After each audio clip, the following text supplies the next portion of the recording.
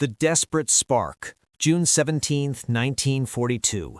A dimly lit workshop in wartime London, the air thick with the scent of blueprints and machine oil. Hugh Iris Hughes hunches over a cluttered drafting table, his pencil scratching furiously across paper as blackout curtains flutter against the distant wail of air raid sirens. The room vibrates faintly from the thud of anti-aircraft guns outside, but Hughes is lost in his world, a world of waves, weights, and impossible odds. His hands, calloused from years of civil engineering, sketch towering concrete caissons and floating steel bridges, defying the very laws of the sea that have drowned so many Allied dreams. You can almost feel the urgency in the air, the weight of a war hanging by a thread. Just months earlier, the disastrous Dieppe raid had exposed the brutal truth. Invading Hitler's fortress Europe without a secure port was suicide. Thousands of troops stranded on beaches, supplies bottlenecked under enemy fire. Churchill himself had fired off a memo weeks ago demanding piers for use on beaches that could rise and fall with the tides. They must float up and down with the tide, he'd scrawled. Don't argue the matter. The difficulties will argue for themselves. Hughes, a keen Welsh yachtsman with a mind sharpened by the unpredictable Menai Strait, sees the channel not as an enemy, but a puzzle. Old ships scuttled as breakwaters, gooseberries they'd call them, massive concrete phoenix caissons towed across the water, sunk to form protective harbors. And linking it all, his hippo piers, squat and sturdy, supporting crocodile bridge spans that stretch like iron serpents to the shore. It's audacious, born from scrap metal and sheer ingenuity, forged in secrecy under the nose of the Luftwaffe. As the siren fades, Hughes straightens, his eyes gleaming with quiet defiance. This isn't just engineering, it's salvation. But whispers from the War Office echoed doubts. Too risky, too untested. Can one man's sketch really bridge the gap to victory? The Hidden Forge, spring 1943.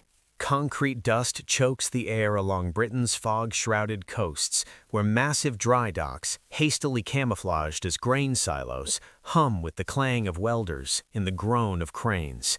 Hugh Elurus Hughes paces the site at Conwy Morfa in North Wales, his boots sinking into the mud as he oversees the birth of his brainchild.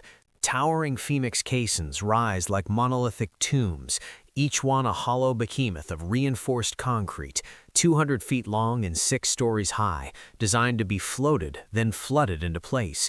Workers in overalls swarm the structures, pouring 600,000 tons of concrete across dozens of secret yards from London docks to Scottish locks, enough to build a city, all under the veil of Operation Pluto's deceptive cover. The scale is staggering. You can almost hear the relentless rhythm, rivets hammered into spud pontoons, old merchant ships stripped for gooseberry breakwaters, and those ingenious Lobnitz pierheads assembled piece by piece. Hughes consults with Brigadier Sir Bruce White, the War Office's port expert, barking adjustments over blueprints battered by sea spray. The tides swing 24 feet in Normandy, Hughes insists, his Welsh lilt cutting through the din. Our piers must flex or they'll snap like matchsticks. White nods, but tension simmers. Deadlines loom as Eisenhower's Overlord plans solidify. Factories churn out 2 miles of bridging daily, components coded and shipped in puzzle-like secrecy to evade German spies and reconnaissance flights. Challenges mount like storm waves. Early tests in the Solent see prototypes battered by gales, caissons cracking under simulated channel fury. Hughes refines relentlessly, adding ballast tanks for stability, flexible joints inspired by his yachting days. By autumn, 2 full mulberries take shape, A for the Americans at Omaha, B for the British at Gold, each capable of handling 7,000 tons of cargo and 2,500 vehicles daily, dwarfing even the port of Dover. But whispers of doubt persist in Whitehall corridors. What if the weather turns? What if the Nazis spot the Armada? As components stack in hidden estuaries ready for the tow across the channel, Hughes stands on a caisson's edge, gazing toward France. The invasion hinges on this floating miracle. But on D-Day Eve, with storms brewing, will it hold or shatter everything? The Tempest's Trial. June 5, 1944. Gale force winds whipped the English Channel into a frothing fury as the vast Allied armada churns toward Normandy under cover of darkness. Hugh Eurus Hughes clings to the rail of a tugboat, salt spray stinging his face like shrapnel as he watches his colossal creations bob precariously in the 20-foot swells. The Mulberries, disassembled into 500 tugs towing Phoenix caissons, Spud piers, and Gooseberry hulks, stretch across the horizon like a nomadic city at sea. Each caisson, weighing 6,000 tons, groans against the chains, their hollow interiors echoing the thunderous waves that threaten to swamp the entire operation. Eisenhower has postponed D-Day by 24 hours already. One more delay, and the tides won't align for weeks. The crossing is a nightmare. You can almost taste the bile of seasickness rising among the crews, Royal Navy sailors and civilian engineers lashed to decks slick with rain. Hughes shouts orders over the howl, directing adjustments to ballast as a massive Phoenix lists dangerously, its concrete flanks battered by cross currents. "Pump the starboard tanks," he bellows to a soaked foreman, knowing a single capsize could doom the landings. Intelligence reports trickle in via crackling radios. German E-boats prowl the waters, U-boats lurk below, and Luftwaffe reconnaissance risks spotting the bizarre flotilla. But camouflage holds, caissons disguised as barges, tugs flying neutral flags in a desperate bluff. By dawn on June 6th, as paratroopers drop inland and infantry storm the beaches, the first elements arrive off Omaha and Gold. Under the distant boom of naval guns and the screech of Stukas, teams race against time. Divers in frigid waters guide caissons into position, flooding chambers to sink them in precise arcs, forming sheltered basins twice the size of Dover Harbor. Gooseberries, 5 scuttled block ships per site, create breakwaters, while crocodiles span out to connect piers to shore. Hughes, ferried ashore amid the chaos, watches from a dune as the first LST unloads tanks onto a floating roadway, tires rumbling over steel plates that flex with the tide. But the weather turns traitor. A ferocious storm brews on the horizon, winds clocking 50 knots. As supplies pour through, 40,000 troops, 7,000 vehicles in the first days, Hughes senses the fragility. Will his harbors withstand nature's assault, or will the Channel claim them, stranding the invasion on blood-soaked sands?